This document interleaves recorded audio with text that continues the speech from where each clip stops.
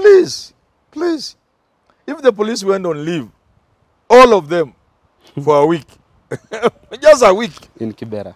my friend, to appreciate what the police do, let's just imagine a situation where the police have been given leave, and then nyumbani mkae na family zenyu 1 week, then people will appreciate what the police do. So the police work hard. It's in the process of working hard that some mistakes can be made, including those with mental problems.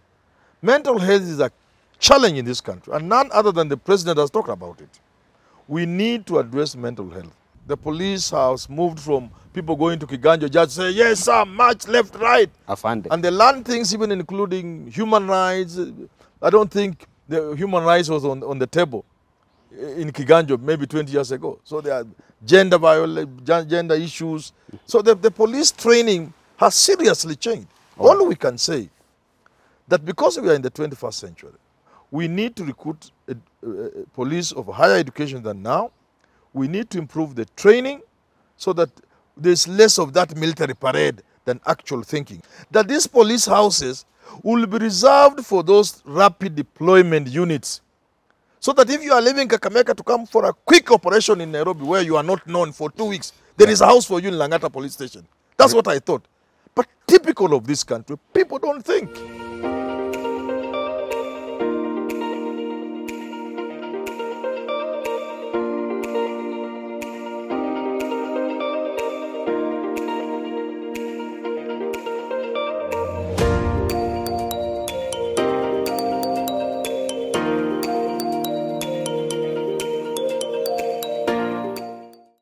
Now, Kenya continues to eye for social and economic input from its citizens.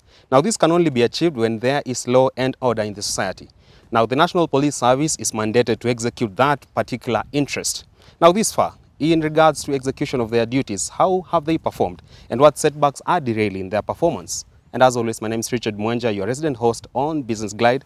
And join me to dissect into this conversation is none other than renowned public scholar, the first of his name, Herman Manyora. Great to see you, sir. Thank you, Richard. All right. Now, we are talking about matters police service and how maintaining of law and order can really affect the business environment in a country. Yes. You've seen the just concluded recruitment drive. However, my concern is that we have so many youths in their millions who are jobless, but very few turned up for this recruitment drive to join the National Police Service. Why could that be happening? Yeah, I had recruiting officers talking about low turnout. I think it's the idea of people have given up. Why so? People have come to the conclusion in this country you cannot get a job unless you know somebody. Then there were stories going around that you need 200, 300,000 to. So people now think you just go there and make a fool of yourself running on the field, sweating, but you will not be taken. However, I beg to differ. If you look at the recruitment drive that's undertaken by the Kenya Defence Forces, we've seen massive turnout. For the police service, it's a complete contrast. Very few are turning up. Is it a case of their way in which one is better off? It could also be a question of publicity. Did people know it? Again, the military, even if there are issues of bribery and so forth, it is a little more streamlined than the police. So people could be... But again, I'm not so sure that they will also not be faced by the same issue of turnout in future. All right. Kenyans believe you cannot get a job unless you know somebody. Look, when we advertise for position of Chief Justice, only 13 Kenyans applied. Chief Justice, with all these law professors, with all these judges and seasoned lawyers who qualify. Doesn't it strike you as odd that only 13 Kenyans applied to be Chief Justice? What does that tell you? People have come to the conclusion in this country, that in this country, unless you know somebody, you can't get a job. So why bother? So people don't bother applying. And I was therefore not surprised to see that low turnout. I see. Yes. We are still grappling with the issue of gender equality in our Kenyan labor market. If you look at our disciplined forces, and particularly so now the National Police Service that we are discussing today, ladies showed up in high numbers, but in most centers they were not recruited. For disciplined forces such as NPS, do you think it's high time they undertake the issue of taking up more women recruits? And probably why are they not even actually going in that direction? I'm not sure about policy on gender in police. I don't have the details. I know they need women police officers as much as they need male, but if there's a ratio, I'm not aware. If the ratio is such as you are trying to allude to, then I will discourage them, because why discriminate? There are certain things, of course, you might want male officers to do. But a majority of the duties within the police service can be done by either gender. All right. And if there's a quota, if indeed there's a quota that is biased, it's time to review it. All right. Yeah. For any prospective employee, what matters most to him or her is the feedback he or she gets whenever they are out there seeking these opportunities. When you go to probably these recruitment drives, probably when you are dismissed, the kind of feedback that you're given perhaps doesn't add up with the real action, the real reason why you are not actually given the chance in the first place. You are told probably mguu inakaa hivi na vile, ama umekuja late into the program, etc. Do you think that this is just one of the conduits that are not professional that such forces use to dismiss potential people? You know, people are not fools. They can see the games. When they go for recruitment, police recruitment, and they see what's going, they can see, they can tell. There was a story, just to digress, there was a story of a man who was accused of physically assaulting policemen who had gone to knock on his door for some reason at night. This was his reason. I looked through the window, I peeped through some opening. And the people are knocking, telling me they are police. But they are very short people. I could not believe they were policemen. That's why he physically assaulted them. All right. He has a point. So, if we know there is that measure below which you cannot pass if you have not reached. And then you see some short 3 feet big, you can only conclude. And look here, the recruitment is local. It is? Local. It's localized. So, in a way, these young people know each other. They come from the same localities. They know somebody has never been home, but they came specifically for this. And they talk. And they know this is Win Kijana, nephew of Manyora. And they know Manyora knows somebody. So they know these things. They know your qualifications. They know your abilities. And they can only conclude rightly that there are games being played. And that finally you see the disillusionment, the apathy. All right. So you'll agree with me that any business will thrive in an environment whereby law and order is enforced very much transparently so. However, there is an issue coming up in our economic setup whereby there is more patronage in conducting of businesses whereby you have to part with something to the police force so that you are given favors in exchange. You've seen a number of police officers are making routine checks into wines and spirit, local bars. Not they are really trying to see if there is law and order, but kickbacks in return for favor granted to these enterprises. In the long run, don't you see that this toxifying the business environment and actually police force is falling out of its core mandate of serving all with integrity and transparency? I choose not to see this as a police problem. If police take 20 shillings on the road, which is very dehumanizing, if they seek rent and bar operators, you want to operate before past time, they come there, the Land Rovers we are always seeing, they come there, you give them something. I don't see this as a police problem. I see this as a Kenyan problem, which we must address comprehensively. Where is the sense of value? Where is the sense of self-respect and honor among us Kenyans? Where do we place the police officer vis-a-vis the cost of living? Look at the conditions in which the police officers live. Look at their salaries. And they are like you and I. They are married, they have children, school-going children, they need fees. Look at what you pay them. Not just the police. It is time we address some of these things comprehensively, like I've said. So therefore, one of the reasons why people take bribes and steal from public is to pay fees. Why can't we have free quality education in this country? Is to take loved ones to hospital, including India and the rest. Why don't we have a functional free health service in the country? Once we have some of these things in place, then the motivation to take bribes from all people, not just the police. So I choose to see this not as a police problem, but as a Kenyan problem. All right, sir. Now that if this dark tunnel that is going on continues to exist in the market, don't you see this poses as a potential threat to the small and medium-sized enterprises that probably won't see their third anniversary? Because if I'm parting with my little profit the day to give to the police force to get these favors, don't you see it's a potential threat to the informal sector? The cost of doing business in this country is very high. And it's not just from the police harassing you and seeking rent from you. It is from all manner of levies, from city, county, health, all manner of things. They want money from you. and the harassment, and so difficult to get the licenses and approvals. So again, this is again not a police issue. The harassment the businessman, the small businessman faces is not just from the policeman. All right. It is from even government itself. So I think we need to have a proper ecosystem for business that respects. But again, as we say, we must also be honest with ourselves. We have come from far. The police today are not the police 20 years ago. Absolutely. Businessmen will tell you, even as they continue paying some little money to police, it's not as it was 30 years ago. It's not as it was even 15 years ago. The police are not the police that we have had 15, 20 years ago. They are more disciplined, better trained, have a better value, understanding of things, harass citizens less, and therefore we can only say, let's improve so that finally we are in a country where the police and everybody else, especially government, are a facilitative rather than frustrative. All right. Yeah. Now, would you say, with regards to discharging law and order enforcement to households and also in the marketplace, that probably mental issues has bolstered into a nightmare for the police force, perhaps retarding their progress in that sector? And if there are attempts that have been made this far, like the new Directorate of Mental Health in the police force, that so much has to be done now, not on the police force, but also for us civilians, not to victimize police officers who are facing mental health issues. It is true, first of all, we need to appreciate the police do a lot of work.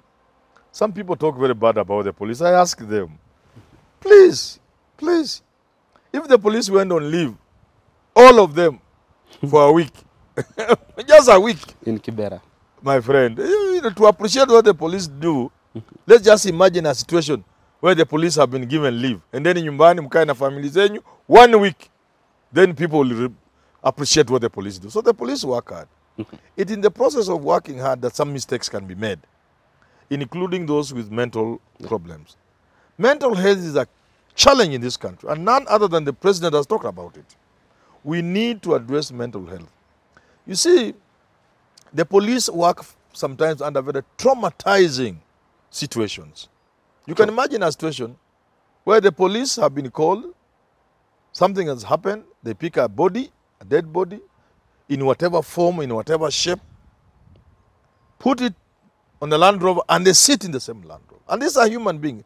Such things are very traumatizing. All right. So we should not just pay lip service to mental health. We must know that we need a department in the police that handles those issues. It's called something. All right. A department that handles those, so that if there's a body or things of that nature, there's a complete department that handles that with well facilitated. All right. You know, sio kutupa kwa Land Rover na polisi wanaingia hapa ndani. Hapana. These are human beings. So mental health is a really challenge, and it is beginning to show within the discipline forces. I see. Yeah. All right. The Independent Police Oversight Authority, IPOA, was created, of course, to check the professionalism and discipline of the National Police Service. Now that we've been talking about recruitment malpractices, this far, do you think IPOA was the geese to lay the golden egg here? Or this far, there's so much that needs to do so to ensure there's fairness, and the recruitment process is much competitive and it's very fair to every Kenyan? I think IPOA, like the other office of Ombudsman and other such oversight agencies, they were well conceived. Well, the idea was good, but they were not conceived well at the level of operation. So even like EACC, it's a good idea, but you can see there's an element of that their hands are tied. There's not much they can do. They will have to get the documentation, but wait and seek clearance and the note from ODPP, who may just throw away the file or stay with it for 10 years. So even IPOA, they are like toothless. We have not seen anything coming from them, and I don't blame them. It was not well thought out. All right. We should have done it in such a way they have some power. It is well structured. It has serious professionals working with it. It has serious investigative capacities, you know, certain legal minds there, certain professionals there, and they have the capacity to quickly move into a situation and sort out things and apportion blame where it belongs, and if possible ensure there is punishment or I see. deterrent put in place. All right. Yes. I see.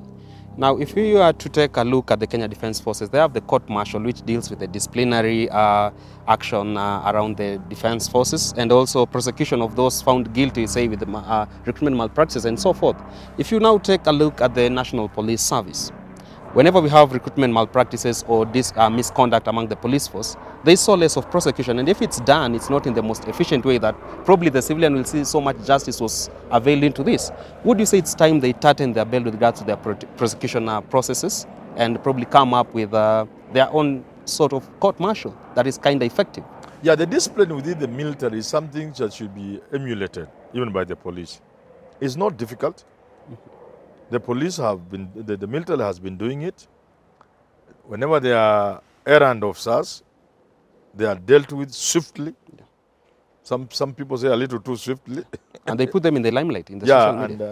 And we see these people are disciplined and people can see. So it would be a good idea for the police to borrow a leaf from the military and professionalize some of their conduct in matters of discipline, such as it is done with the military. I think it would not be a very bad idea. But remember, police is more civilian than military. Absolutely. And therefore, some of the things you can do within the confines of the military may be very difficult to be implemented within the police service. However, there are certain best practices they can borrow. All right. Yeah. From your own standpoint, what would you say is probably the aftermath effect of probably getting people into the police force that are not quite much competent or got into the force through kickbacks and bribery and so forth? In the long run, what could be the potential threat to the Kenyan economy and also the Kenyan setup? Because we want a professional police force. It is this professional police force, we have said, that will be more facilitative than disruptive.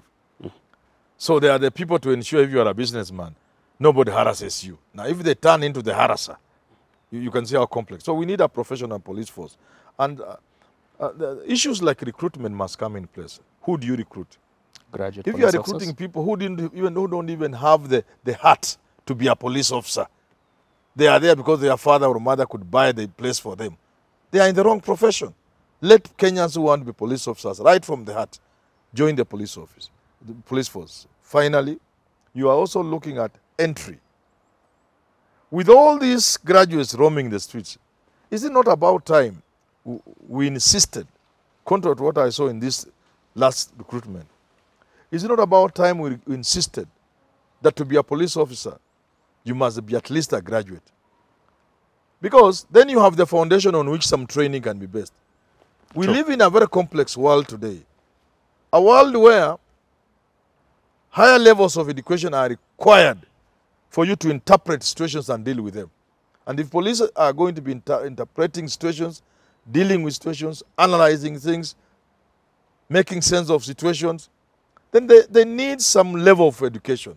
And I'm convinced that the police force should stop recruiting anybody who is not a graduate. I see. Yeah. Okay, the very last, with regards to training and doctrine, comparing it to the defense forces and other forces also among our East African counterparts, would you say it's high time we ramp up the kind of training, the kind of growth facilities that we advance to our police force so that in the near future, we are having not just a police force, but a robust one which is ready to tackle any kind of situations in the country? Again, like I've said about blames to the policeman, look at this policeman or police officer today and the police officer of yesterday.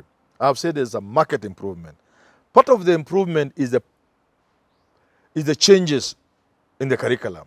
Over time, the police, I'm not an expert, I don't work with them, but I know over time, the police has changed instruction. The police has moved from people going to Kiganjo, just say, yes, sir, march left, right.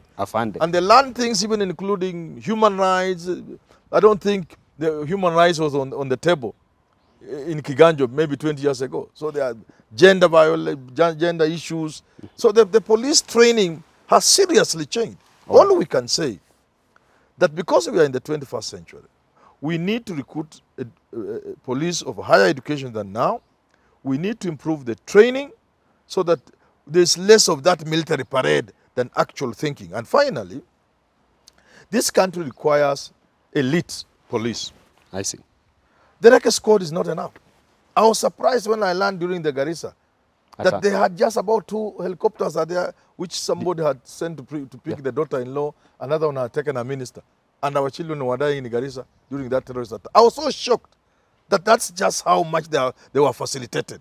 But looking at how much they can do, look at the difference they can bring if you are in the city or Westgate. Look at how much they can bring. Then you are surprised. One, they are not facilitated as much as you thought. Secondly, the numbers it's like we cannot afford. I expect the police force to have elite rapid deployment units stationed in every county.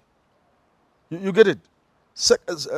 Along the same lines, we expect the police to do operations not in areas of jurisdiction. So that if there's something we want to do an operation among them, maybe Matatu or what have you, or anything, even white-collar theft, we bring police from Kakamega and accommodate them. Allow me to say this in case the police is listening or Matiangi. When the police were given house allowance and moved from police, asked to go and look for accommodation, what I thought there would be some thinking going into it. That these police houses will be reserved for those rapid deployment units. So that if you are leaving Kakamega to come for a quick operation in Nairobi where you are not known for 2 weeks, there is a house for you in Langata police station. That's what I thought. But typical of this country, people don't think. I see. Well, that climax by Herman Manyora takes us to the wrap of conversation today, talking matters law enforcement in the country and how existence of law and order affects the business environment. You've seen areas such as Mpeketoni, areas such as Kerio Valley, local economies being disrupted because a state of anarchy and lawlessness exists. So perhaps it tells you how much of significance the National Police Service is to our country, so that in the near future, for households and for the marketplace, we ensure that productivity is in the optimal levels. Now, for Fan of the Week, we go all the way to Kapkoi Sisal, a gentleman by the name of Gideon Kemei. From Kapkoi, Gideon Kemei. Yeah. Thank you very much for being part of the family. Thank you very much, Gideon. I see. Make sure you get posted on our African proverb of the day. Last week, he gave you a Swahili one. Also today, a Swahili one is coming on board that is not just exciting, but has nuggets of wisdom in there that will be of help to you and your loved one, and also children, perhaps. So make sure you get tuned to that, which is coming up right away in your screen. As always, my name is Richard Mwenja, your host here on the channel. Always a pleasure having you with us on board. Until next time, God bless.